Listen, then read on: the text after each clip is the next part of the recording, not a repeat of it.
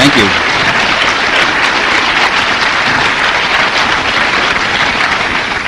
Thank you. It's very nice to be here. Can you all hear me? I don't know why. Is there a way that can be put up a little bit? Alice, you...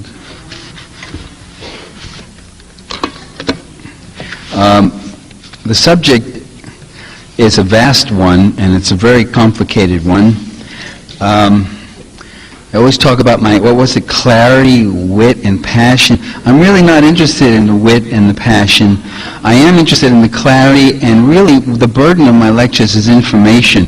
That's really what I'm interested in, getting people to kind of think about it. But if there's some passion and wit, why not? As I said, it's a very complicated subject, and I don't pretend that I have the definitive word. What I want to give you is a sketch of it, an overview, and try to put it into some kind of perspective. And as I say, it's not the last word. And I also want to give you a lot of information about it, which I'm putting together for a new book, not Dirty Truth, which is coming out in a couple of weeks, but another one I'm doing, which will be out in the fall, called Memories of. What is the name of it? Memories of a Future Politics is the name of the book. And that might not even be the name of this talk in part. That's part of what it is.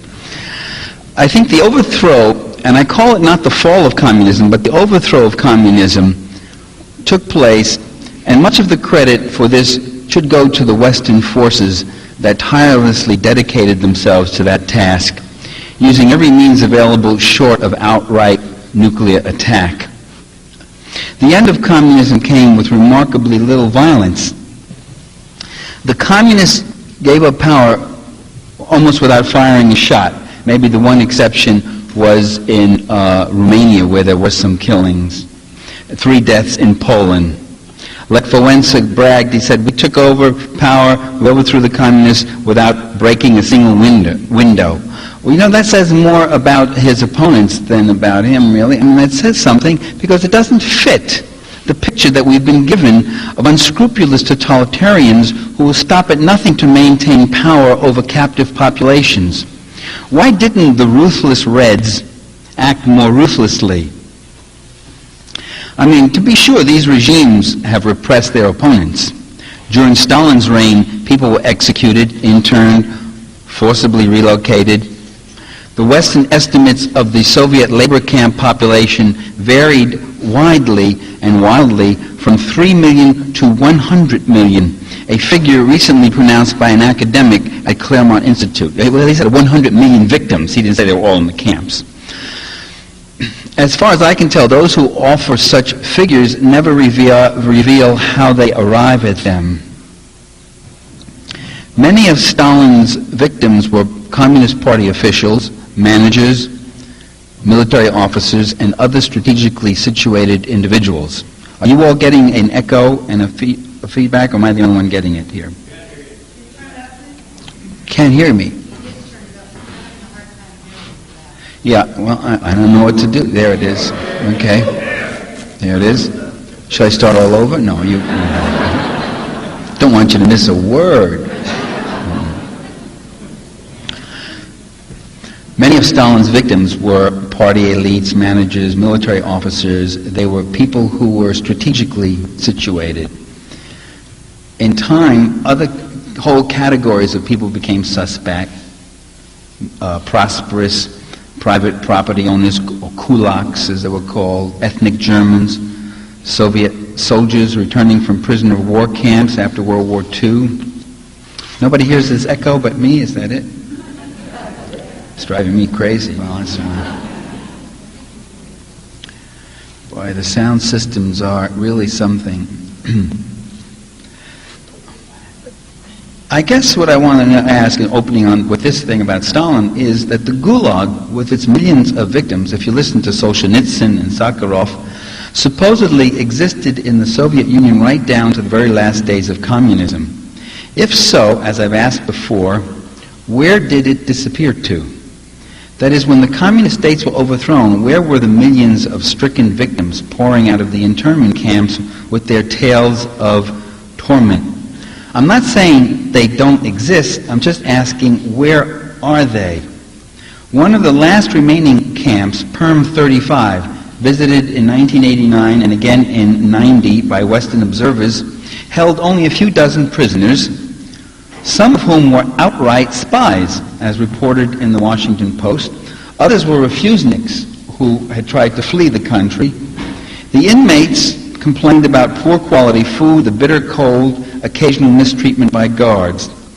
I should point out that these labor camps were that. They were work camps. They weren't death camps that you had under Nazism, where there was a systematic extermination of the people in the camps. So there was a relatively high survival rate. The visitors also noted that throughout the 1980s, hundreds of political prisoners had been released from the various camps. But hundreds are not millions. Even with the great thaw that took place after Stalin under Khrushchev, when most of the camps were closed down during Khrushchev's time, there was no sign of millions pouring back into Soviet life. The numbers released were in the thousands. Where are the victims? Why no uncovering of mass graves? No Nuremberg-style public trials of communist leaders documenting the widespread atrocities committed against these millions or hundreds of millions, if we want to believe our friend in the Claremont Institute. Surely the new communist rulers would have, the new anti-communist rulers in Eastern Europe and Russia would have leaped at the opportunity to put these people on trial. And the best that the West Germans could do was to charge East German leader Erich Honecker and 7 of his border guards with shooting persons who tried to escape over the Berlin Wall. It's a serious enough crime, that is, but it's hardly a gulag. In 1955, the former secretary of the Prague Communist Party was sentenced to 2.5 years in prison. A gulag criminal. No, it was for ordering police to use tear gas and water cannons against demonstrators in 1988. Is this the best example of bloodthirsty communist oppression that the capitalist restorations could find in Czechoslovakia? An action that doesn't even qualify as a crime in most Western nations, water cannons and tear gas. Are they kidding? No one should deny that crimes were committed, but perhaps most of the gulag millions existed less in reality and more in the buckets of anti-communist propaganda that were poured over our heads for decades. Many people on the U.S. left have exhibited a Soviet bashing, red baiting that matches anything on the right in its crudity and obligatory persistence. My friend Noam Chomsky, just in Z Magazine, talked about those leftists who ride into power on the backs of the masses and turn into communist thugs. Norm, you're not Newt, you're Norm. What are you talking like that for? Communists, we're told, hunger for power rather than wanting the power to end hunger. Those of us who refused over those years to join in the Soviet bashing, which by the way reached rather frothy levels by the Reagan years, we were branded as Soviet apologists and Stalinists, even if we disliked Stalin and his autocratic system of rule. My real sin, I decided, which I plan to commit again tonight, and which I've already committed, is that I questioned rather than uncritically embraced the media propaganda images and stereotypes about existing communism. My other sin, which I also plan to commit, is that I also said and still say that there were positive things to consider about existing communist systems. Regarding the Soviet Union, here was a nation that threw back and destroyed the Nazi beast and sustained 80% of the Allied losses in the war, 22 million dead. I thought that that was a debt that humanity owed the Soviet people. Here was a nation that in 3 decades made industrial advances equal to what it took capitalism a century to accomplish, while feeding and schooling its children rather than working them 14 hours a day, as the capitalists did during the Industrial Revolution, and as capitalists are still doing today in many parts of the world. Here was a nation that provided vital assistance, material, military, medical, armed assistance to liberation movements in Vietnam, Cuba, Nicaragua, South Africa, Angola, and other countries. As Nelson Mandela pointed out, I heard him on a TV show in Washington when he was visiting here in 1990, and And the announcer, of course, was doing his usual things. Well, the U.S. has done this and the Soviets have done that, so we know both. He's doing the balancing act. You have to always do that. Dumping on both of them, said, what do you say, Mr. Mandela? And Mandela said, please do not denounce the Soviet Union. They have been our great friends and given us valuable aid in the struggle against apartheid and racism. Only Mandela could get away with saying that on national TV.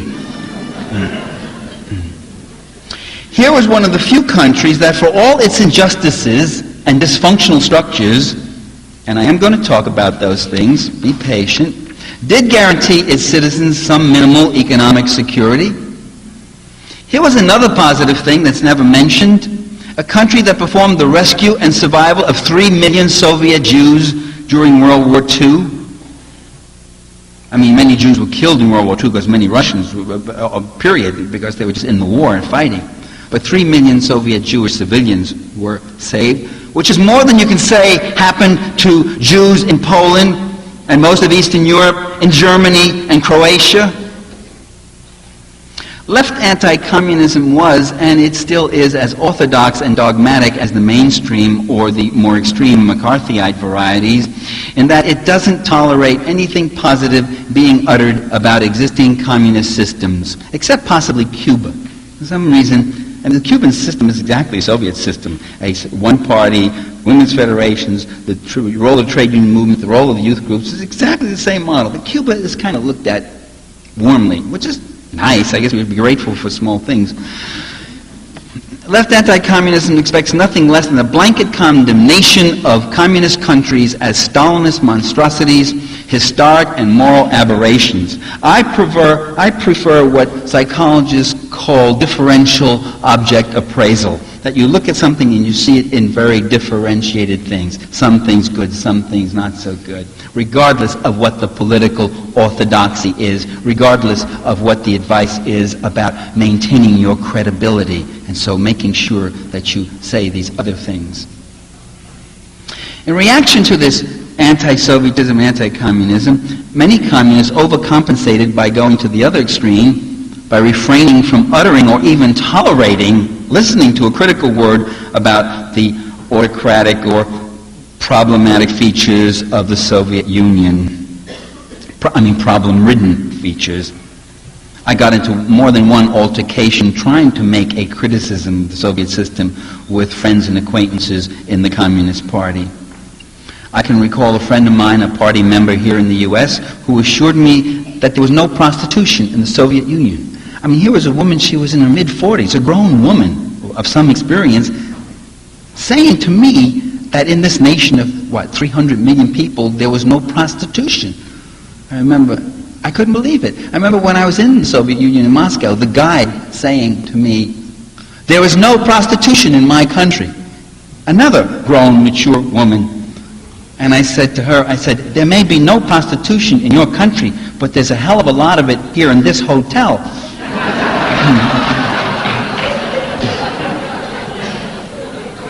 Let's get real. Come on, let's get real. We're talking about this very messy, imperfect thing called a human being.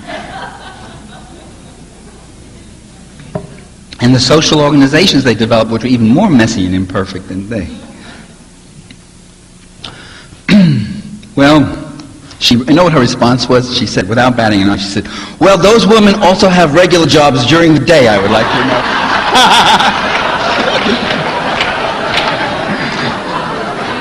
Thereby giving new meaning to the term working girl.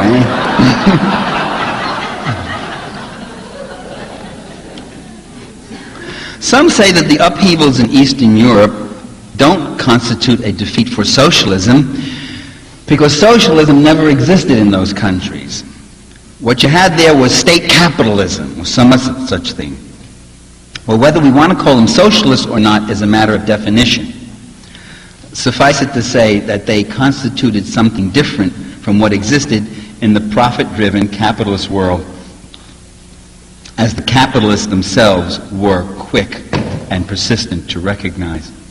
First, the productive forces in these countries were not organized for capital gain and private enrichment, as with capitalism. Public ownership supplanted private ownership. The perks that were enjoyed by party and government elites were relatively modest compared to the elites in most civilizations. Yes, it's true, Soviet leaders like Yuri Andropov and Brezhnev had big dachas where they entertained foreign visitors. Yes, it's true they had limousine services and they lived in fairly large apartments in a housing project specially set aside for government leaders near the Kremlin. I saw it. It's a big, ugly old, very inauspicious building. That's where the leaders of the Soviet Union lived. But it was larger than what ordinary Soviets would get. But nobody in the Soviet Union could hire the labor of others and extract great personal wealth from that labor. The degree of inherited wealth was also relatively modest and limited. The income spread between highest and lowest earners in the Soviet Union was about 3 or 4 to 1, as compared to 40 or 50 to 1 in the U.S. In fact, I did a little computation. If you compare Steve Forbes, multi-billionaire Steve Forbes' income to a poverty-level wage earner, the spread is more like 10,000 to 1, 10,000 times to 1. Furthermore, communist countries did not pursue the capital penetration of other countries. They didn't have a profit motive as their motive force. They didn't have a need to constantly find new investment opportunities to be able to invest more, to accumulate more, to invest more abroad as under capitalism. The Soviet Union's trade and aid relations were generally economically favorable to Eastern European nations, Cuba, and India. A real socialism, it's argued, would be controlled by the workers themselves through direct participation instead of being run by Leninists, Stalinists, Castroites, or other ill-willed, evil leaders and bureaucrats who betray revolutions, we hear. Well, unfortunately, this pure socialism view is profoundly ahistorical and non-falsifiable. By that I mean it remains untestable against the actualities of history. It compares an ideal against an imperfect reality, and sure enough, reality comes off a poor second. The pure socialist ideological anticipations remain untainted by existing practice. They don't explain how a complex revolutionary society could be built and secured, how priorities could be set, how survival could be achieved by just having the workers own and control everything. How do you expropriate enough surplus value to build an army to defend yourself against the invasion that comes? It's no surprise that the pure socialists support every revolution except the ones that succeed. The pure socialists usually blame the left for every defeat by the left. They weren't vigorous enough, they weren't resourceful enough, they didn't mobilize the people enough, they didn't do this enough, they didn't do that enough, they didn't do this enough. They presume to know better than those engaged in the actual struggles. And it's unfortunate that they haven't found time to apply their own brilliant insights and leadership genius to producing a successful mass revolutionary movement in our own country. Writing in The Guardian in 1991, Tony Febo questioned this pure socialist position. I want to read you what he said. Quote, "It occurs to me that when people as smart, different, dedicated, and heroic as Lenin, Mao, Fidel Castro, Daniel Ortega, Ho Chi Minh, and Robert Mugabe, and the millions of heroic people who followed and fought alongside them, all end up more or less in the same place, then something bigger is at work than who made what decision at what meeting, or even what size houses they went home to after the meeting. These leaders weren't in a vacuum, they were in a whirlwind. And the suction, the force, the power that was twirling around them has spun and left this globe mangled for more than 900 years. And to blame this or that theory or this or that leader is a simple-minded substitute for the kind of analysis that Marxists should make." End of quote. For a people's revolution to survive, it must seize state power, and I believe it must use state power for two things. First, it has to break the stranglehold exercised over society's institutions and resources by the wealthy class. Second, it has to withstand the reactionary counterattack that is sure to come internally and externally. The dangers it faces necessitates the development of a centralized state power. Something, by the way, that's not particularly to anyone's liking. Not in the Soviet Russia in 1917, not in Sandinista Nicaragua in 1980. I mean, ideally, it would be a fine thing to have only local, self-directed, worker participation, communitarian socialism with minimal bureaucracy, few police, and no military. And this probably would be the normal development of socialism, if socialism were ever allowed a normal development. Throughout its entire 73-year history of counter-revolutionary invasion, I'm talking about the Soviet Union, throughout its entire history of counter-revolutionary invasion, civil war, forced industrialization, Stalinist purges, Nazi conquest, Cold War, arms race, nuclear threat, trade discrimination, economic embargo, the Soviet Union did not know one day of peaceful, normal development. All these things had a powerfully distorting effect, I believe, on the building of socialism. And you can see the same thing today. This siege psychology became very clear in the 1921 Party Congress when Lenin got up, remember, and he said to the worker opposition, he said, "No more opposition. We've had too much opposition. We can't take it anymore. Civil war, opposition from outside the party, opposition inside the party. No more, let's do away with it." And the Party Congress exploded in cheers, and the worker opposition was abolished. I mean, they were allowed to stay in the party, but they couldn't have an organized opposition caucus in the party anymore. Now, the word was, to survive, we needed lockstep party unity. We need a powerful centralized state. Open disputes and conflicting tendencies within and without the party, the communists concluded, only create an appearance of division and weakness, and that invites attack by our enemies. That same dilemma, by the way, that same problem of how do you develop a humane society while facing inhumane conditions, faced the revolutions we saw in our own day. The ones that confronted CIA-sponsored wars of attrition in Nicaragua, Mozambique, Angola, and elsewhere. A trail of broken little nations where the revolutionary baby was either strangled in the crib or was mercilessly deformed beyond recognition. The communist governments were further burdened by this incredible legacy of colonialism and maldevelopment. Many people don't realize it, but most of Eastern Europe, before World War II, and certainly after World War II, given the additional destruction, most of Eastern Europe was a third world region. Thousands of villages were reduced to rubble. Illiteracy, poverty, disease, cold, hunger was the common lot among the peasantry and much of the working class, as it was before the war. Capital formation was almost non-existent. The same was true of pre-revolutionary Russia. The same was true of pre-revolutionary China.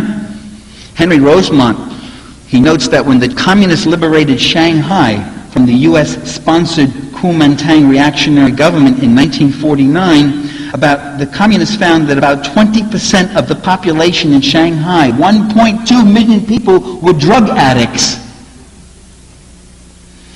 And every morning, special crews of street cleaners, quote, would gather up the corpses of children and adults who had been murdered during the night or died of disease, cold, and starvation. Communism, ladies and gentlemen, I say it without flinching, communism in Eastern Europe, Russia, China, Mongolia, North Korea, and Cuba brought land reform and human services, a dramatic bettering of the living conditions of hundreds of millions of people on a scale never before or never since witnessed in human history. And that's something to appreciate. Communism transformed desperately poor countries into societies in which everyone had adequate food, shelter, medical care, and education. And some of us who come from poor families, who carry around the hidden injuries of class, are very impressed by these achievements and are not willing to dismiss them as economistic. To say that socialism doesn't work is to overlook the fact that it did work, and it worked for hundreds of millions of people. But what about the democratic rights that they lost? We hear U.S. leaders talking about restoring democracy to the communist countries. But these countries, with the exception of Czechoslovakia, were not democracies before communism. Russia was a czarist autocracy, Poland was a right-wing fascist dictatorship under Pilsudski with concentration camps of its own. Albania was an Italian fascist protectorate as early as 1927. Cuba was a U.S.-sponsored dictatorship under that butcher Batista.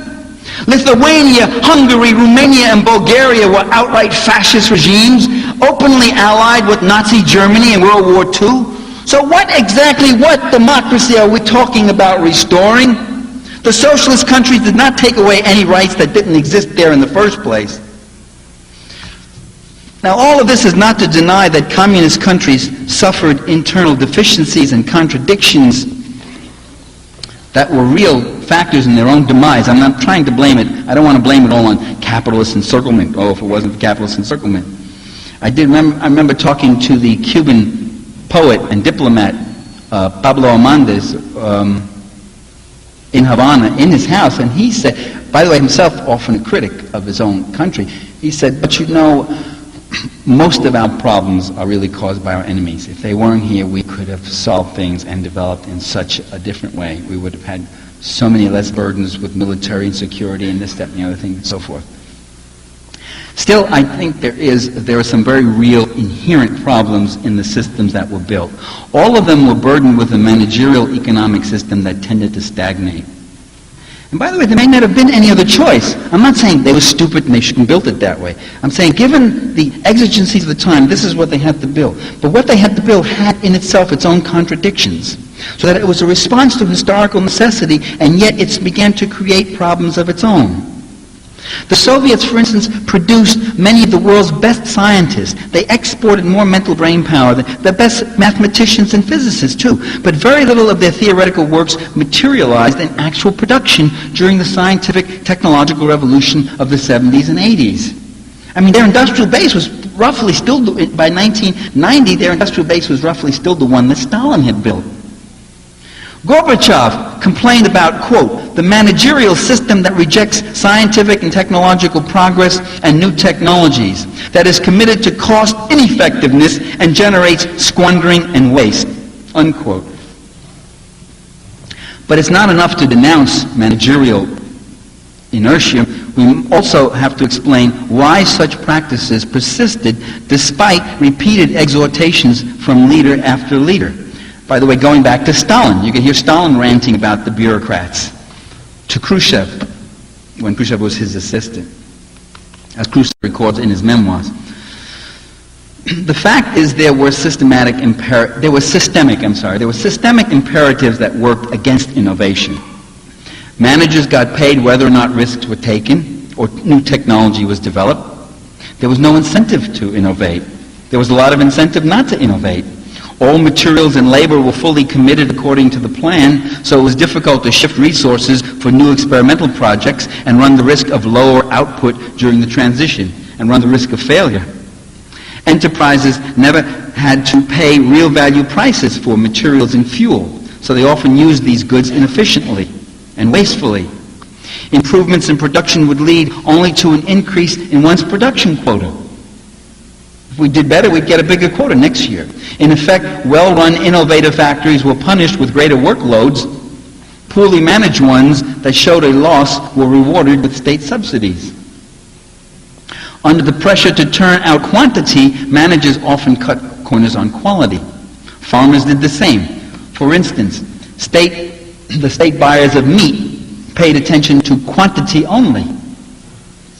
So the collective farms, what was their incentive? To maximize profits maximize income by producing fatter and fatter animals. Now consumers may not particularly care to eat fatty meats, but that was their problem. But only a fool or a saint would work harder to produce better quality meat for the privilege of getting paid less. You think after 70 years they could work out a meat grading system, you know. See, but this pressure for quantity went right up to the top. Guys didn't want to shake the boat. As in all countries, whether they're capitalist or communist, and by the way, it's interesting, many of these problems you have to say, which of these problems are peculiar to socialism, which this particular brand of socialism at this stage of historical development that we're talking about now, Eastern Europe, China, Cuba, and the Soviet Union. Which of these are peculiar to those areas, and which of them are peculiar, which other problems are peculiar, or problems of social organization are peculiar to capitalism? You have quite a list there. And which are in fact universal, which of them are just part of the nature of social organization in a certain way.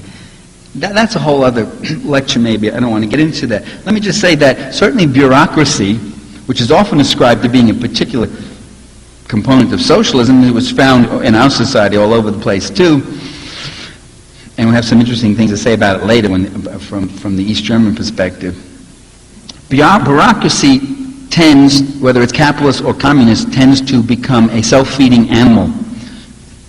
In the existing socialist countries, there were enterprises in which the administrative personnel increased at a faster rate than productive workers. Oh, that's nothing. I remember there are at least two universities I taught at. One was State University of New York at Stony Brook, and the other was the University of Vermont, both of which went through fast growth periods. And it was very interesting what happened. The student body would go up about 20% over a certain number of years. The faculty would go up about 24%, 18%, something like that, roughly in the same range. And administration would go up 70%. And we'd say, what do all these guys do? What is the assistant, associate, deputy, dean to the curriculum of this and that? What does this guy do besides call each other up and keep each other busy and sending us all these memos that we had to fill out because they had some idea about this and that?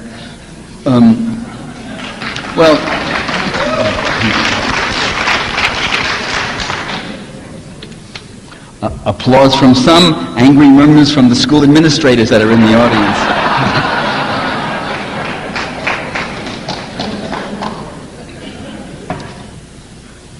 There were enterprises in socialist countries. A factory with 11,000 production workers might have 5,000 administrative staff. A considerable burden.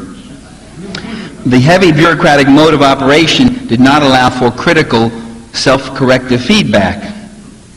The fate of the whistleblower was the same in communist countries as in our own. Those who exposed incompetence and corruption were more likely to run risks than receive rewards. It also led to a rather out-of-touch leadership. In 1990 in Washington, D.C., I attended a press conference held by the Hungarian ambassador who announced that his country was abandoning their socialist system because it didn't work. So I raised my hand and I said, "Sir, why didn't it work?" Be interesting discussion. And he said, "I don't know." And I wanted to go up and grab the guy by the lapels and say, "Schmuck, I mean, listen, you," excuse me, New Yorkism there, you are one of the people presiding over this process, and you admit you have no idea what was going on in the process. I mean, it's rather remarkable, isn't it? Well, by the way, I'm using the past tense, but just about all the problems that I'm talking about still exist in the remaining communist states of North Korea, Cuba, and Vietnam. If you talk to the inhabitants of communist countries, you discovered that they complained less about an overbearing totalitarianism. I mean, that's what we always got in the media, this totalitarian thing weighing on us. And their complaints generally were rather the opposite. What we used to hear was that they more often complained about the absence of responsible control, that nobody seemed to be minding the store. Maintenance people failed to perform needed repairs. Occupants of a new housing project regularly refused to pay rent and no one bothered to collect it. Poor management and harvesting, storage and transportation caused as much as 30% of all produce to be lost between field and store. Tons of meat were left to spoil because they never got it together with proper refrigeration. And not surprisingly, there was ample opportunity for corruption and favoritism. The factory director who accepted bribes to place people at the top of a waiting list to buy cars. The deputy minister who got caught using state materials to build his vacation home. Rewards seem to lie in operating around the system or even against it. If you operated that way, that's when you got rewarded. For instance, the poorer the restaurant service, the fewer the number of clients. The fewer the clients, the less work, and the more food left over that I could take home or sell in the black market. The last thing that restaurant personnel wanted was satisfied customers who would keep returning to dine at the officially fixed, artificially low prices. I mean, that's why the restaurants were so awful under socialism. So the system actually offered many disincentives. In 1979, Cuban leader Raúl Castro, Fidel's brother, complained about fraudulent work practices.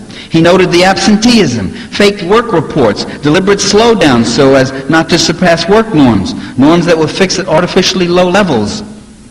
In most communist countries, one got the impression that everyone as a worker seemed to be conspiring against everyone as a consumer. Now that's overstated. Obviously some things were done. I mean, buildings were built, people had clothing, the books were excellent. They were the one product that they produced which were made of excellent quality. The public transportation system was excellent. I mean, so there were some things. I mean, so obviously some people were doing some work. Communists, I don't want to overstate it, but I'm giving you what a major problem was. I remember one Soviet guy said to me, you people are tired from working so hard. I said, you don't work as hard as we do. He said, you're tired of working so hard, we're tired of waiting on lines all the time. And I thought, well, if you work a little harder, there wouldn't be so many lines. Communist economics had an Alice in Wonderland aspect to it.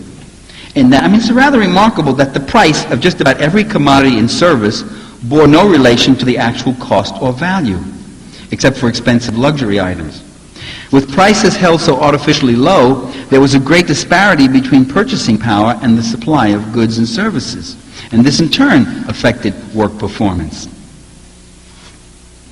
I listened to an East German friend complain about poor services and inferior products. He said, the system doesn't work. This doesn't happen. You go to the hospital and they haven't washed the floors, and the woman who was supposed to wash them won't do it, and she doesn't show up for work. It doesn't work. The system doesn't work. And I remember saying to him, but Klaus, what about the free education, the public health care system, and the numerous other social benefits that are so lacking here in the United States and in much of the capitalist world? Aren't those things valued?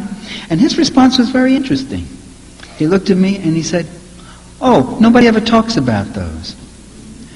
And that shows you that people took for granted the way the human services and entitlements, they took for granted the human services and entitlements while they were hungry for the consumer cornucopia that they imagined existed for everyone in the West. Once our needs are satisfied, then our wants tend to escalate. Indeed, our wants become our needs. From Cuba to China, from Russia to Laos and Vietnam, there were intellectuals and professionals who had relatively good living standards, who yet wanted to live still better. They wanted to travel abroad. They wanted to see Paris. They wanted greater opportunities made available to persons like themselves. They wanted the same kind of opportunities that were available to persons of means in the capitalist world.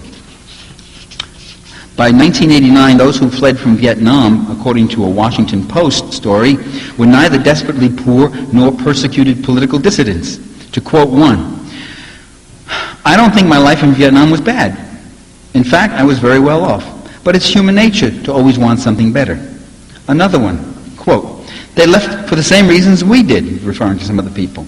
They wanted to be richer, just like us. And similar testimonies could be gleaned from Eastern European emigres, maybe not as blatant, but something like that.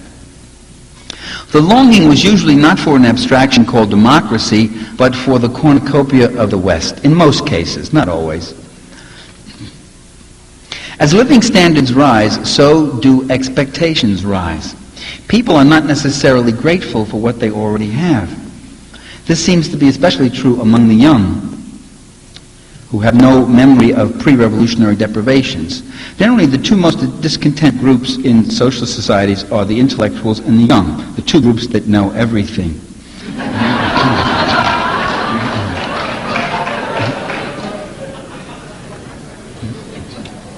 In Cuba today, many youth see no value in joining the Communist Party. They think Fidel has had his day and he ought to step aside.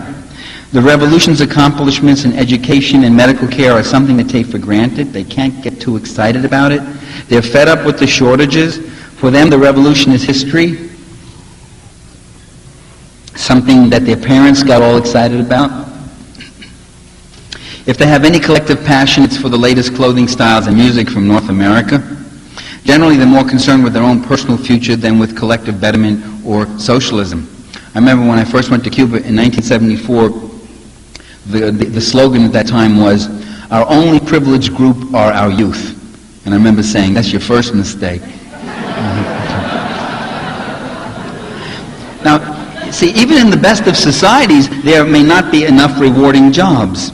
Much of labor in society has an instrumental value, but it doesn't have any inherent value. You can be given a job, build the revolution, and it means painting walls all day, painting walls. Well, after a while, the revolution begins to lose its luster. And the more efficiently and quickly you paint one wall, you're just going to have another wall to paint. And if you paint them slow or fast, you get paid the same. So what's the big thing? There just isn't enough interesting and creative work to go around for all who consider themselves to be interesting and creative people. And there's a lot of them. Many of the intellectuals under communism were not only anti-Marxist, but to the point of being full-fledged adulators of Western reactionism.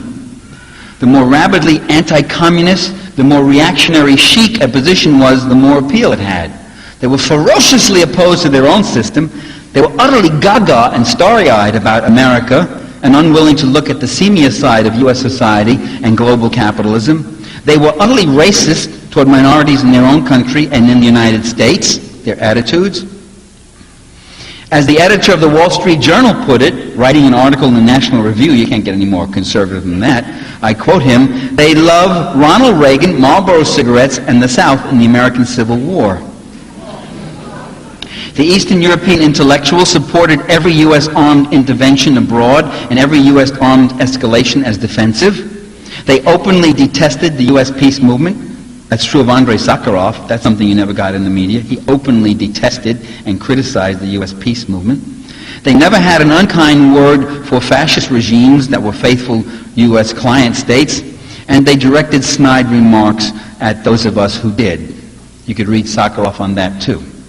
Their advocacy, their support of dissent, did not extend to opinions that deviated to the left of them. They tolerated dissent that was to the right of them, but not to the left, as is true with many people here. In 1990, one of their Moscow publications, Literaturная Gazeta, Literary Gazette in English, I read it in English translation, so I might as well use the English title, right? It hailed Ronald Reagan and George Bush as statesmen and called them the architects of world peace. This was in 1990 while the Soviet Union still existed. Under Glasnost, you were getting these new publications coming out. It questioned the need for a ministry of culture in the Soviet Union. Quote, "There is no such ministry in the United States, and yet it seems there's nothing wrong with American culture." So who said Russians don't have a sense of humor?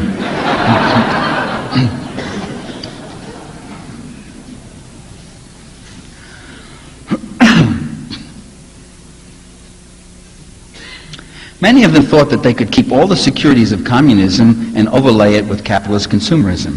They thought that if they were laid off from work, if their factory was privatized, the government was going to find them another job. You talk to Polish workers, they just assumed that everything they had was going to stay and they were going to get this other whole new thing. They didn't get it. Now they're getting it. Boy, are they getting it right up the kazoo. Now, by the way, not everyone swallowed the free market mythology. In the 1989-91 period of overthrow and transition, there were opinion polls in Czechoslovakia, Bulgaria, Russia, and East Germany. And these were reported in the U.S. press. It showed that most people still opted for state ownership or some modified form of socialism. The numbers who actually wanted free market capitalism were surprisingly small.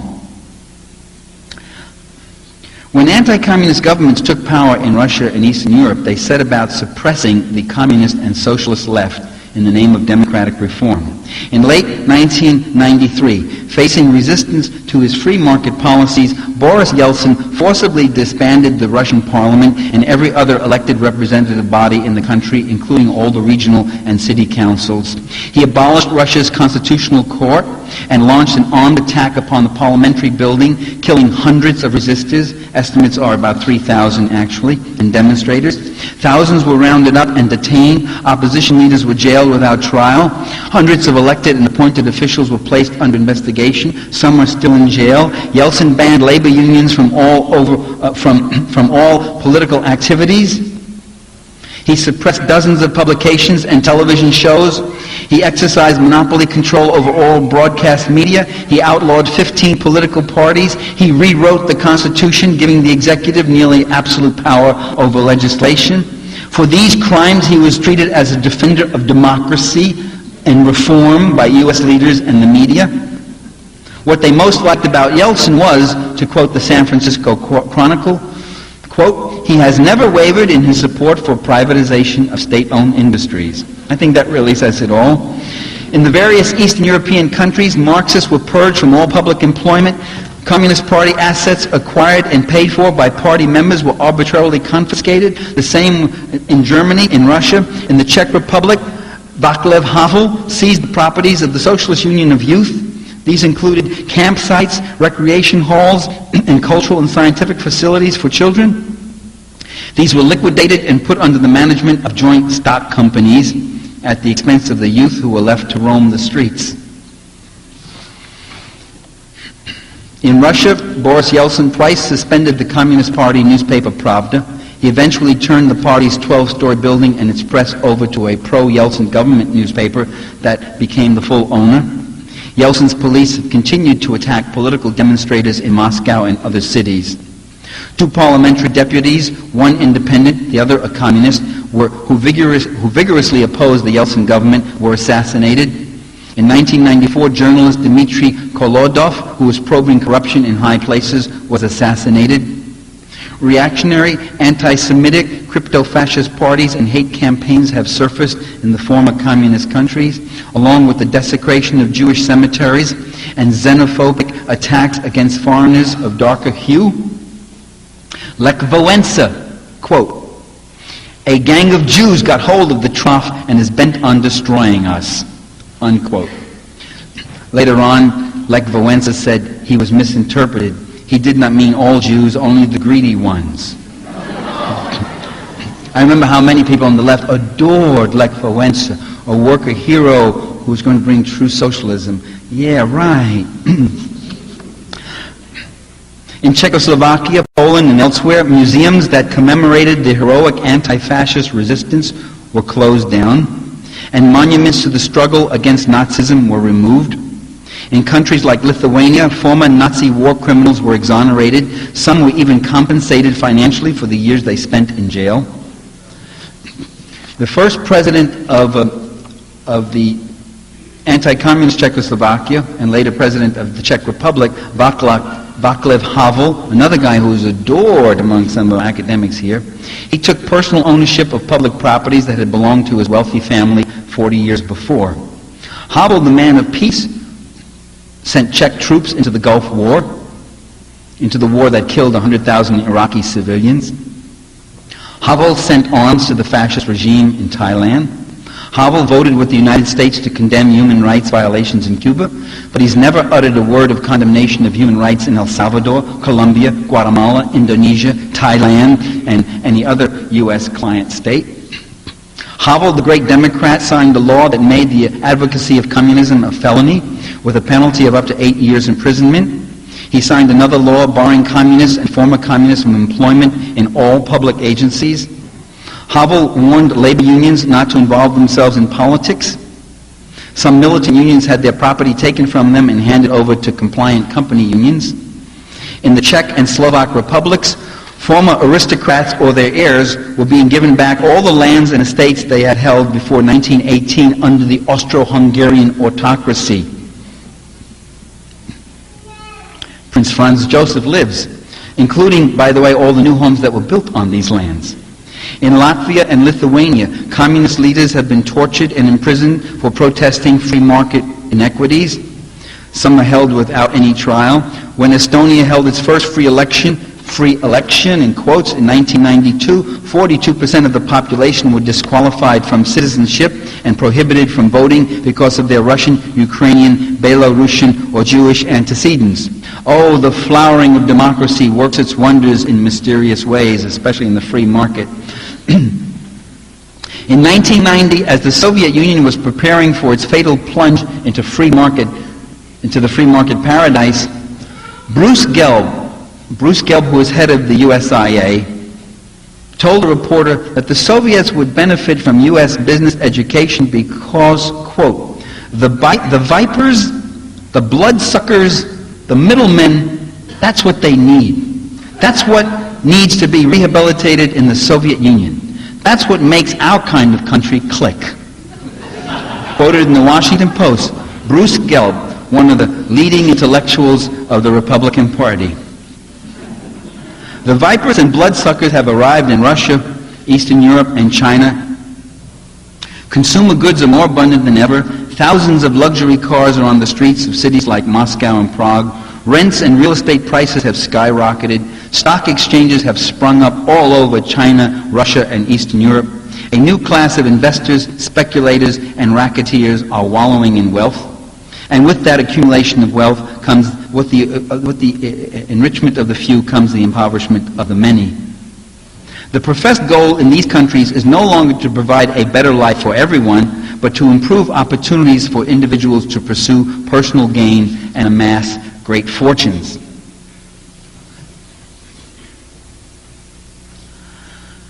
So what has this brought for the many? A dramatic rise in unemployment, homelessness, drug addiction, air and water pollution, tuberculosis, cholera, polio, prostitution, teenage rape, child abuse, and just about every other social ill. Beggars, pimps, dope pushers, and other hustlers ply their trade as never before. In countries like Russia and Hungary, the suicide rate has climbed 50% in a few years.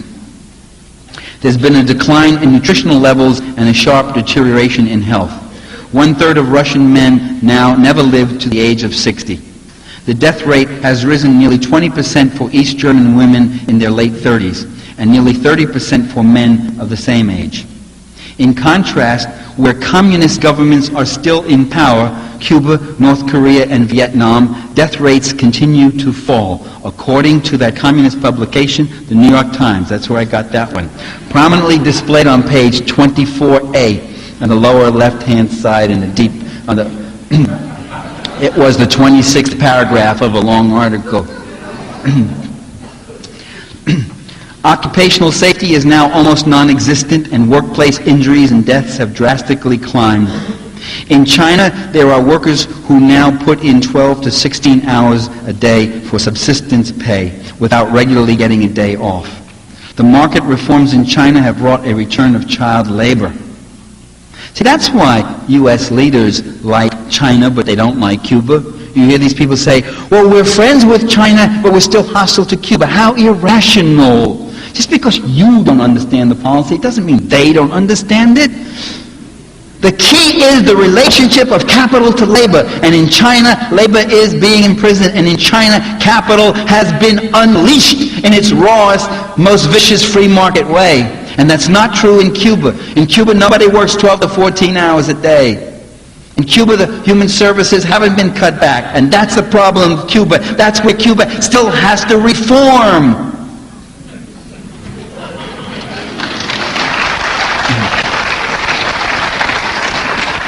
In Eastern Europe and Russia,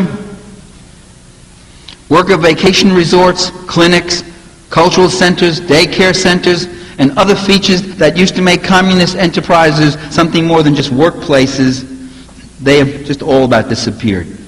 Worker rest homes have been redone as gambling casinos and nightclubs for the nouveau riche. School lunches, which were once free or very low priced, are too costly for many pupils. Hungry children now constitute a serious school problem. After only 1 year of its free market paradise, Russia saw its consumer spending drop almost 40%. Now, just to give you what that means, in the Great Depression, in the first 3 years, It took 3 years. In the first 3 years, consumer spending dropped 21% over 3 years. Now here, in 1 year, you had almost actually more like 38 point something percent. In the former communist countries, 70 to 85%, it varies from country to country, 70 to 85% now live below or not far above the poverty level, many of them in absolute economic desperation. The eastern countries are also, and this may be one of the most significant points, they also are being recolonized by Western capital. The pattern of trade is becoming third world. If you look at third world countries, you find they do very little trade with each other, even right next door. All their economies are geared to the West, extracted from the West. That's exactly what's happening now in Eastern Europe, where there used to be an enormous trade between the various Eastern European and Soviet Union countries. There's very little trade between them now. Almost all of it is with the West. The West has come in and has pretty much taken over. Multinational corporations are moving into Russia to exploit the vast oil, gas, and mineral reserves with enormous profits, and little benefit going to the people. Big private companies will enjoy easy loans, cheap labor, speed-ups, broken labor unions, and no taxes. It's the third world all over again, ladies and gentlemen.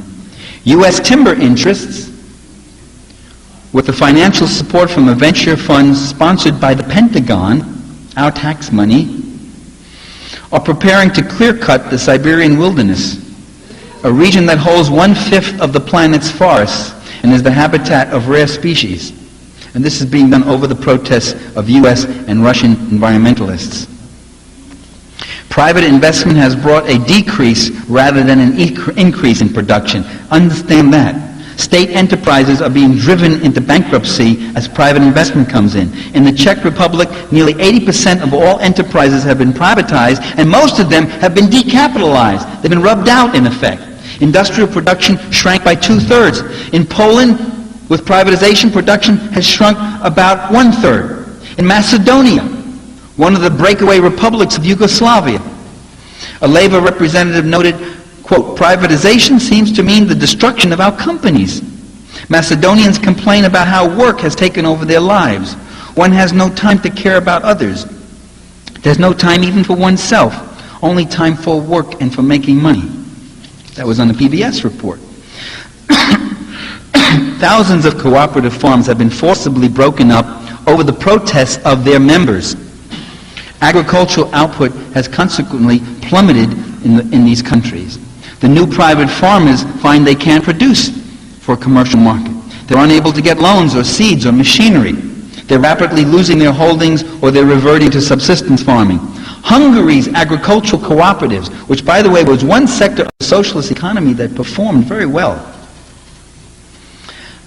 but with privatization breaking up the cooperatives, farm output has plunged 40%, according to that biased communist publication, the Los Angeles Times. Now that's not stupid. That's not irrational or wasteful. That's the goal. The goal is to decapitalize Eastern industry and agriculture so it doesn't compete on the European market, to turn it into a colonized third world, a cheap labor, a cheap resource region. 1992, the Lithuanian government decreed that former owners and their descendants could reclaim land and other property confiscated during the socialist era. That meant that tens of thousands of farming families, about 70% of the rural population, has been evicted from land that they worked for over half a century, completely destroying the country's agricultural base in the process. In East Germany, much of the industrial and agricultural production was destroyed to prevent competition with heavily subsidized Western firms and farms. East Germans have a very interesting series of complaints that they're making now with unification. They complain that the net flow of money has been from the East to the West in what amounts to the colonization of the East. They complain that the free market is a myth, that the Western economy is fully regulated and rigged against the interests of the East. They complain that West German police are much more brutal than were the East German police. That if West Germany had denazified anywhere near as thoroughly as they're forcing the East to desocialize, they would have had a totally different country. A startling discovery made by citizens from communist countries is the amount of bureaucracy in the West. Soviet immigrants in Canada have complained that, quote, bureaucracy here was even worse than at home, according to an article by Hans Blumenfeld, Monthly Review. East Germans now under West German rule are staggered by the flood of complicated forms they have to fill out for taxes, health insurance, life insurance, unemployment compensation, job retraining, rent subsidies, bank accounts. Because of the kind of personal information they have to give, they feel less privacy than in the GDR, according to a report in Z Magazine. In Russia, organized crime now extorts tributes from 80% of all enterprises. Its tentacles reach right into the top echelons of government. Contract murders number in the thousands every year. Street crime has also sharply increased. In Hungary, there's been a 50% increase in murder since the fall of communism. According to the New York Times, the police force in Prague, in the Czech Republic, today is many times greater than it was under communism, when relatively few police were needed. Now, isn't that interesting? Very few police in the communist police state. Figure that out. I don't get it. Is there something they're not telling me? There's been a drastic decline in cultural life. Theaters are now sparsely attended because tickets are so prohibitively expensive. Publicly owned movie industries in countries like Russia, Poland, Czechoslovakia, and the GDR that occasionally produced some worthwhile films are being defunded or bought out by Western interests, and they're now making cartoons, TV commercials, and music videos. Movie theaters in the Eastern countries are being taken over by Western chains, and they now offer many of the same Hollywood junk films that we have the freedom to see. Subsidies for the arts...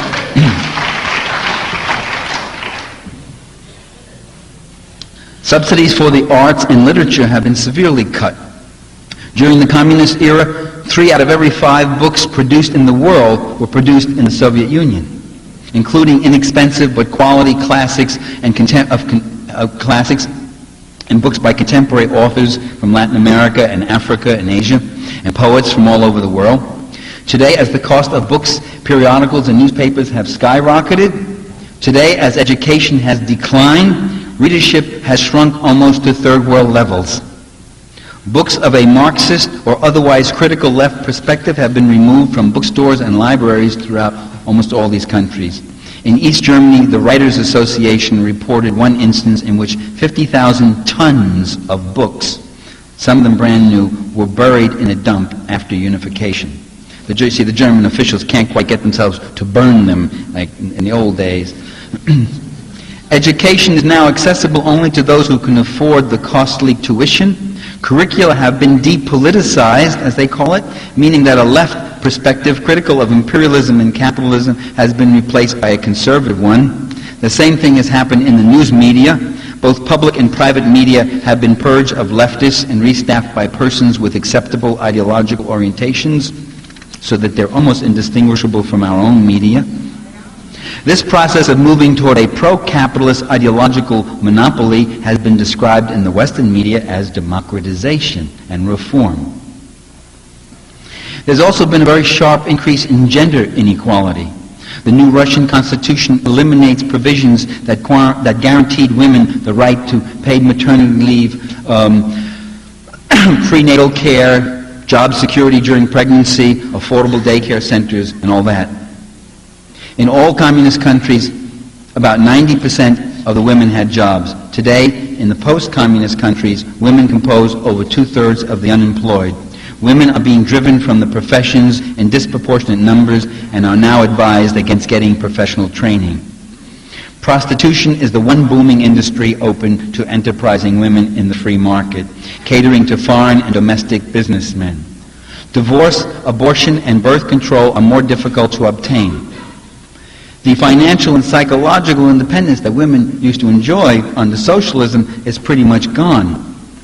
You see how your own personal psychological independence is in part determined by social structures and social arrangements, what your options are, what your opportunities are, and all that.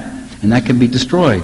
In Russia, instances of sexual harassment and violence against women have increased sharply, as in the other countries. In Russia, the number of women murdered primarily by husbands or boyfriends has skyrocketed from 5,000 to 15,000 in the first 3 years of the free market paradise. For 50,000 a year. An additional 57,000 women were seriously injured in such assaults in 1994. These official figures, they understate the level of violence. The Communist Party committees that used to intervene in cases of domestic abuse no longer exist. Throughout Eastern Europe and Russia, many people now grudgingly, they're admitting that life was better under communism.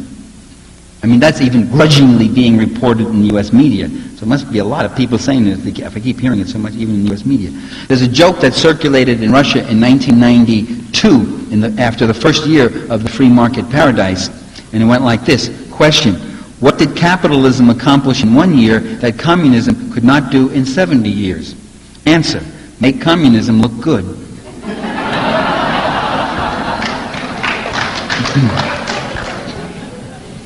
Reacting to the pain of the free market, Eastern European voters have begun returning communists to power. In Russia too. Bringing them back into power to preside over the ruin and wreckage left by capitalist restoration. Socialism, the system that didn't work, provided everyone with some measure of security. Capitalism, the system that works, has brought a free-falling economy and mass misery. And I don't think, nor are these conditions just part of a temporary transition period. That's what we heard all the time. I remember Tom Brokaw, when he was in Russia, interviewing a guy and saying, well, you know, but before you can go up, you got to go down. This is some law of physics he just invented, you know. There's a painful transition period that you can work through. In fact, nations can stay a long time in capitalist depression, with vast capital accumulation for the few and poverty for the many. Look at Latin America.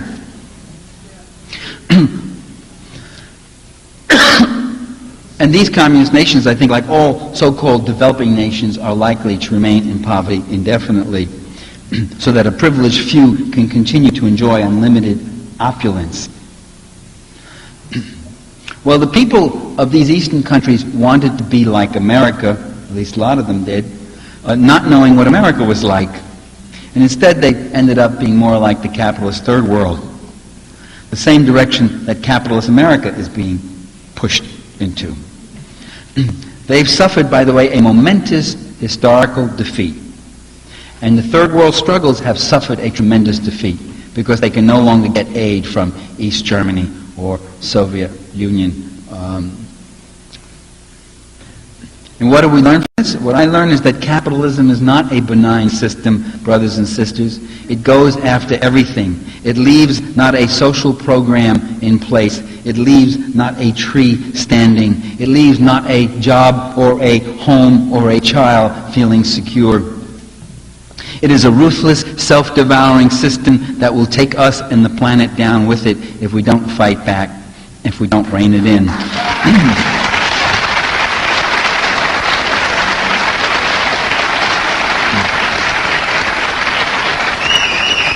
If you want to see what our worst future might be, just look at what's happening in Eastern Europe. We can see the future, and it doesn't work. The loss is also in the West. Capitalism with a human face has become capitalism in your face. They no longer have to worry about competing. They no longer have to tell their workers you've got it better than in the communist countries. They no longer have to do that. They no longer have to tell the third world countries. They're saying, you don't like it? It's too bad. This is what it is. They're going for everything, and they want everything. There's only one thing that the ruling classes of history have ever wanted, and that's everything. Socialism was overthrown not because it failed, but because it succeeded, at least in part. That is, siege socialism created a society that survived and that was ready to move to consumerism, a dialectic that undermined itself. I think we also then have to pay attention to human nature. We must realize that people are a lot more complex. I remember talking to the East German ambassador in Washington, the GDR, just as things were collapsing. The last reception they had there, I said to him, why did you make such junky cars, those two-cylinder putt-putt cars that everybody scorned? He said, well, we didn't want to put it into cars because environmentally they're so wasteful, they're so costly. We thought if we built up a good a good, rational, efficient, low-cost, effective mass transit system, low polluting, that would be the way people would go. And we wouldn't give them such desirable cars. And we were wrong, because he said Germans like their machines, I guess. Well, it's not Germans, it's Pakistanis, it's Americans, it's Latin Americans, it's all over the world. The automobile, they're crazy for it. See, if you give people a choice between a sane, rational, clean mass transit system or the automobile with its personal empowerment, its privacy, its status, its instant mobility, they go for the automobile. And this is what was happening. So we've got to understand that people often don't act the way we want. He made a very revealing statement. He said, we thought that if we built a good society, we would have good people. But that's not necessarily true. Well, it's debatable whether that was a good society, indeed. But the point is a very interesting one, that we have to look at the complexities of people, that people have a tremendous capacity for discontent, for wanting more and more. A human organization is a very hard and difficult and often self-defeating thing, that the more you organize it, often the standard operating procedure often leaves you dysfunctional for other kinds of things, that there are particular individuals waiting for their opportunities to be as rapacious and exploiting and victimizing as they can be. They are worse than any creature in the jungle, because the creatures in the jungle don't prey and kill just for the fun of it. Human nature, I'm one of the few Marxists in the world that says human nature has to be looked at. I also say it exists. The usual view is, well, I don't know what you mean. When you start talking about human nature, you see, the conservatives have so used human nature as a concept to justify the horrible social arrangements that we do have, that we on the left have had this silly reaction, which is to say, it doesn't exist. What do you mean it doesn't exist? If human beings don't have a nature, we're the only entity in the whole universe that does. All things have a nature. This lectern has a nature. This microphone has a nature, not a very good one. This plant has a nature. We all have a nature.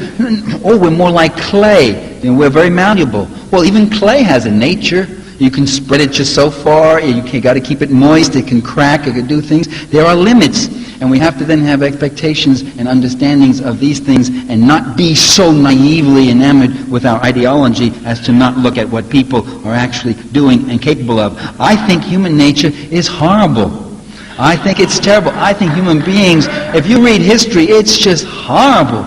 It's just horrible and disgusting and horrifying. The atrocities, the murder, the torture, the plunder, the madness of it. I mean, you can't read history without coming away feeling a very, very odd feeling about your own species, especially the male gender in it, It's really amazing. They're horrible creatures. The women applaud, the men sit silently. But that's all the more reason. That's all the more reason why we need strong political organization. That's all the more reason why we need a liberating ideology. That's all the more reason why we need democracy. And democracy, we also have to keep power out of the hands of these avaricious ones, especially. Is Marxism irrelevant? Is it the bankruptcy of Marxism? No, Marxism is a system of analysis that critiques existing capitalism and imperialism. It has relatively little to say about socialism. In the communist countries, Marxism was doled out like a catechism. It didn't even relate to their lives. It was like us studying feudalism.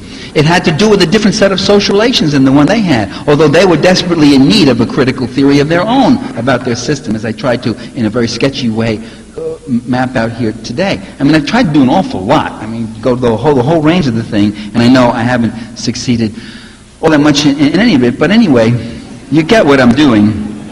We need a strong alternative movement to move both against the Republicrats and Demokins, and not just locally, but nationally and internationally. We need more militancy and resistance. What can we do about it, if that's going to be the question? I'm going to answer it right now, so don't ask it. There are no easy answers. What are you willing to do? We can all do a lot more than we are now doing. Just look at the tables around the hall and sign up and get active. And finally, remember this, that history, ladies and gentlemen, brothers and sisters, history never ends. The last page is never written. History is always being rewritten. And its best passages are not written by the princes or the presidents or the prime ministers or the popes. The best passages are written by the people. For all their faults, the people are all we have. In fact, we are they. Thank you.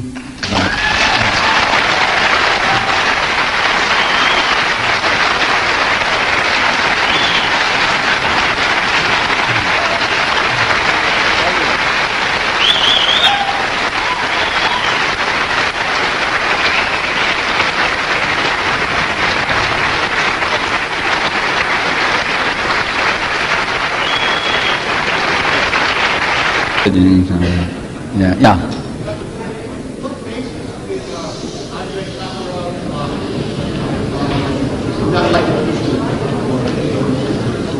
The question is, on what basis did Andrei Sakharov not like the peace movement?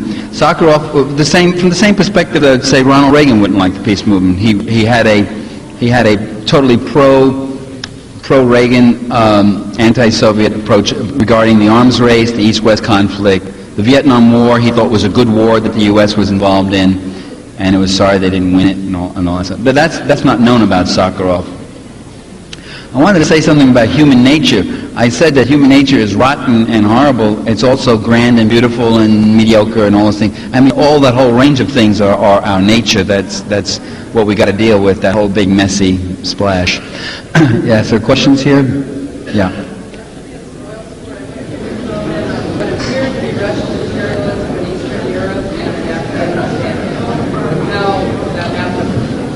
Wants me to comment on what appears to be a Russian imperialism in Eastern Europe and Afghanistan.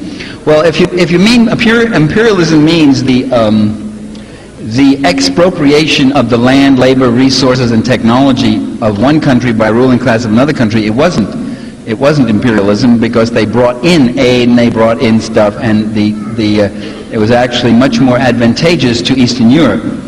I would not call that imperialism. I would call that hegemony. That is, the Russians were hegemonic over Eastern Europe. They really wanted them, and that hegemony got tighter as the Cold War heated up and got the more uptight they got, the more they clamped down. In Afghanistan, I believe the Russians went in on the right side. They went on the side of a left military against a right-wing mercenary force from Afghanistan, a feudal force. The feudal tribesmen and those people who had taken up arms because the Kabul government was calling for the equality of women, land reform, education of children, all these kind of things which they thought were just utterly horrible. And I think the Russians went in on the socially progressive side in Afghanistan, and the CIA went in on the retrograde side, and the retrograde side has won, and there's been terrible killings, and you can see what's happening now. They're just massacring, and they're still fighting and killing each other. A bunch of fanatical. So I don't see either of those as really a big problem. Yeah, I don't see them as proof of Russian imperialism or something like that. Yeah, Soviet imperialism. I wonder what your opinion of Gorbachev in retrospect is, and if you were Russian, would you be a Gorbachev voter this year? If I was Russian, would I be a Gorbachev voter? If I were, I'd be a rarity, an unusual creature. My opinion of Gorbachev was that he was well-intended, but he didn't understand power, and he didn't understand what he was up against. And Perestroika didn't seem to have any content. It wasn't clear what the hell it was. What was it that you were really restructuring and how? And then later, by 1991, he got pretty dirty under Yeltsin's influence, you know, when he canceled the whole Supreme Soviet and told them to dissolve, and they wouldn't, and he forced the vote 3 times until they dissolved. He cut off microphones. So he became, toward the end, pretty much, by logic, he found himself caught up in a thing which got bigger than himself. And so I don't think too much of Gorbachev. I mean, I think personally he was a pretty decent guy, but the whole system unraveled under his auspices, and he never really saw what hit him, like a lot of the people. Yeah. My question is not about Russia, it's actually about the far right in this country. It's one of fascism and the left-wing movement, I know the higher. She wants to know where the idea come that fascism was a left-wing movement, and why doesn't the right in this country support a strong centralized government in the traditional way that the right in Europe does, and acting more like local. Well, it depends what you mean by the right. If you mean the Montana militiamen who want to, just keep everybody off the front lawn or something, they're very local, it's true. But the right in this country uses this strong sense for strong central government or weak central government depending on the particular issue. If it's Social Security, it wants to dismantle the government. If it's military defense and Pentagon, it wants the government to grow and grow and grow. So it depends what it is. If it's corporate welfareism, it supports government spending. If it's welfare for people who are down and out, it doesn't support it because that weakens their moral fiber. The fascist Nazis left, well, they had a left-leaning wing, the SA, the stormtroopers under Ernst Röhm, but they were wiped out fairly early. Hitler used the SA to win the battle of the streets and take state power, and then he used the state to crush the SA. And that the left hinge is simply, you get it with Pat Buchanan. It's a perfect mix. Pat Buchanan is against minimum wage. He's for the flat tax. He's for tax cuts for the rich. He's a right-wing reactionary. He's not that different from Steve Forbes, except he also has this little overlay of populist rhetoric and talks about the ordinary little working guy against the big corporations. He says that a couple of times, and wow. And that is to attract a mass base. The right always has to do that. The right represents 2% of the population. It has to find issues like abortion, school prayers, or populist rhetoric, whatever, to try to attract people and give the appearance that they're on your side, you see. Racism is a very good issue for them, to divide people against each other along ethnic lines. It has a complete success in the dismemberment of Yugoslavia. Here's a country with a developing industrial base. They were turning out cars that were beginning to compete with the Germans. There was no room for Yugoslavia in Europe except as a colony. So you break it all up. You break it up in the name of freedom and autonomy and self-determination and the like. And you play on ethnic animosities to do that.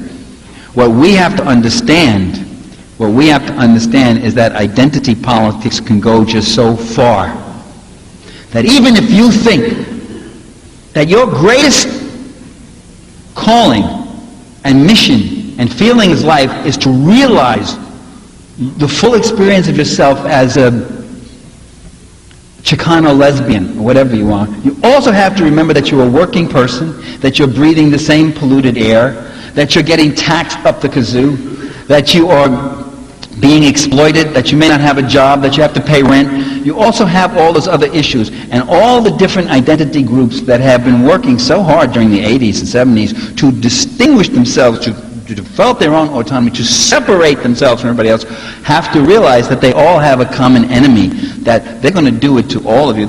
When they come, they will round up the gays, and they will round up the African Americans and the Chicanos, and they will round up, they will even round up a lot of angry white males like me and others in this audience. And what we have to realize is that all these issues, many of these issues are interlinked. That is not to reduce. There are particular issues that have particular grievances and particular histories and agendas.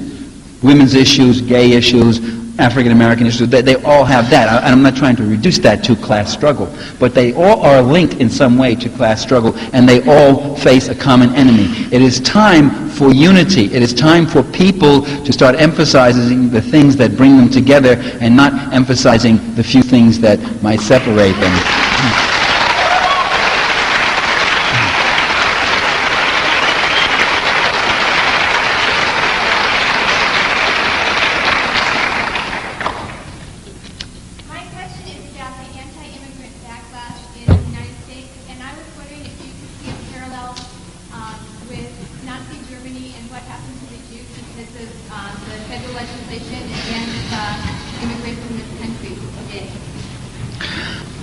Yes, does the anti-immigrant backlash here relate to parallel to the Nazis? Yeah, it's just what I just said, that you find groups, you find irrelevant enemies, and you take people with very real grievances, and you say your problem is due to whatever.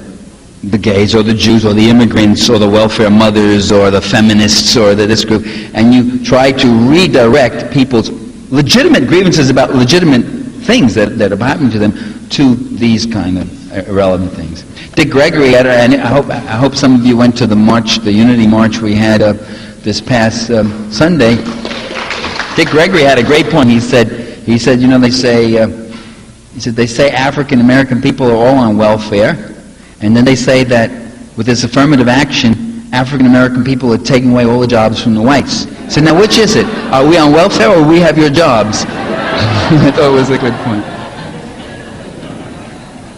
Could we make sure the questions relate to, at least some way relate to the content of tonight's talk? I also will not do punditry questions. I'm not part of the McLaughlin group. Nobody will ask me, who do you think will win the election, blah, blah, blah. What do you think will blah, blah, blah. None of those questions, okay. These have been pretty good questions. I mean, no Unabomber questions. Go ahead. I loved your book, Inventing Reality. I think just the title alone is what makes sense to me because of the media concentration and it's a story that it tells us. Did everybody hear this? That's very good. Speak. When I read your book, it stimulated me to become much, much more aware. So I thank you for that. My question is... Oh, why can't I get more questions like that? Thanks. It's always great to bring your sister along, I think. I was shocked. Actually, I'd love to have your blue eyes. I was shocked when you said you were a Marxist. We were all outside going, he didn't say that in any of his books. So my question to you is this. I like the catechism thing, that the fact that it was never really implemented. My question to you, what is your perfect world? Because I think we all see communism and how it was presented in its, all its failings as very non-creative, very oppressive that way, that didn't have its creative outlets. What is your perfect world? By the way, communism, let me just say, there was a lot of creative art, there was a lot of creative dance. The ballet was incredible. When Balanchine and those guys went to Moscow after 30 years, they were struck by the incredible athletic, energetic, and powerful evolution that ballet had taken. There was some good theater. I mean, it wasn't quite as bleak and bad as, and that's what I always said, it wasn't quite as bleak and bad as we kept hearing in the Western press. The perfect world, I mean, I don't have, that the essence of Marxism is that there is no perfect world. That even in the best of societies, there's going to be a lot of imperfect problems, and that problems are never always finally solved. I'm a bread and butter Marxist. I believe just in trying to get the basic justices to people and to stop the most horrendous injustices and to show how all these issues are linked. The issues of environmentalism, the issues of sexism, the issues of the breaking up and destruction of labor unions, the issues of unemployment, so forth. These are all linked. The issues of wars in other countries.